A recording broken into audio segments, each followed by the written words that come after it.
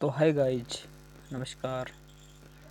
तो गाइज मैं कह रहा था कि अपने रीड लेवल फर्स्ट सेकंड में सूचना तकनीकी से संबंधित चैप्टर ज्वाइन हुआ है। उसके बारे में तो अपने पार्ट फर्स्ट और पार्ट सेकंड 2 वीडियो तो मैं बना चुका था, और ये तीसरी वीडियो है। सूचना तकनीकी में जो परियोजनाएं, राजस्थान में जितनी परियोजनाएं चल रही है वहाँ से क्वेश्चन आने की संभावना है। तो सूचना जो तकनीकी के अंदर जितनी भी राजस्थान के अंदर परियोजनाएं चल रही है, तो वहाँ से जो क्वेश्चन उसके बारे में ही चर्चा करेंगे। तो आप जानते हो कि ये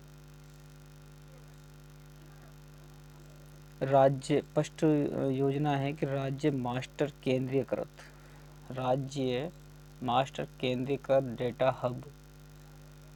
तो ये है राज्य मास्टर डेटा केंद्र। विभिन्न विभागों के आवेदनकर्ताओं को उनकी आवश्यकता अनुसार डेटा उपलब्ध कराता है। क्या कराता है? सभी राज्यों में डेटा उपलब्ध कराता है। ये किसको? आवेदनकर्ताओं को। किसके अनुसार? उनकी आवश्यकता के अनुसार। इसके अंतर्गत विभिन्न प्रकार के भौगोलिक अनुक्रम में मास्टर डेटा उपलब्ध होंगे और जो भौगोलिक एप्लीकेशन में प्रयुक्त होंगे। तो आपको ध्यान रखना है कि राज्य मास्टर केंद्रीकृत डेटा हब, ध्यान रखना, राज्य मास्टर केंद्रीकृत डेटा हब, इसके बारे में। अगले चलते हैं कि राजस्थान अकाउंटेबिलिटी इंश्योरेंस सिस्टम। आप जानते हो राजस्थान अकाउंटेबिलिटी इंश्योरेंस सिस्टम क्या है? कि इस योजना के अंतर्गत समस्त सरकारी वाहनों को जीपीएस, है ना, क्या है? जीपीएस, उससे जोड़ा गया है। जीपीएस ट्रैकिंग, जैसे कि मान लो लोकेशन होती है ना, कोई कार है तो वहाँ पर जीपीएस सिस्टम होना चाहिए, है ना। और सरकारी वाहन जैसे बस है, उसको भी जीपीएस सिस्टम से जोड़ा गया है। तो उसके माध्यम से वास्तविक समय की निगरानी भी हो जाती है ना। एकीकृत बायोमेट्रिक की उपस्थिति भी हो सकता है और अवकाश का पता लग जाएगा, है ना। तो आदि चीज़ें होती है इससे।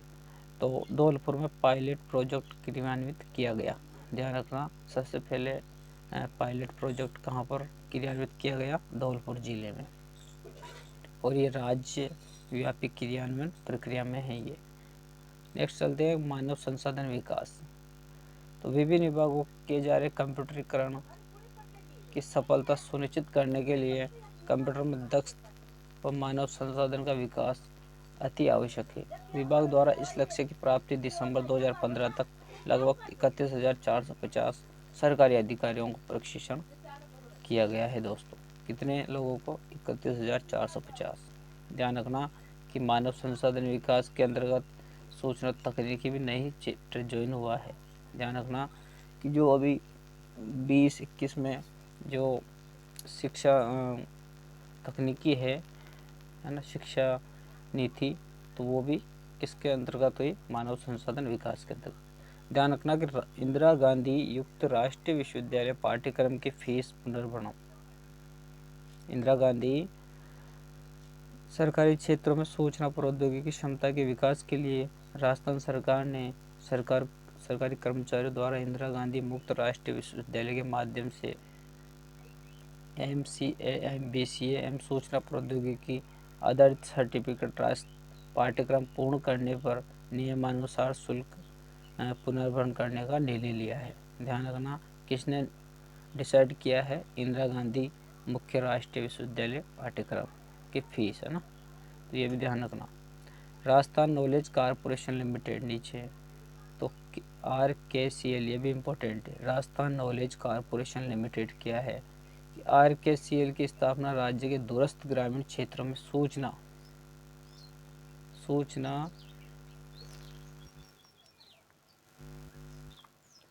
प्रौद्योगिकी शिक्षा उपलब्ध कराने हेतु की गई है।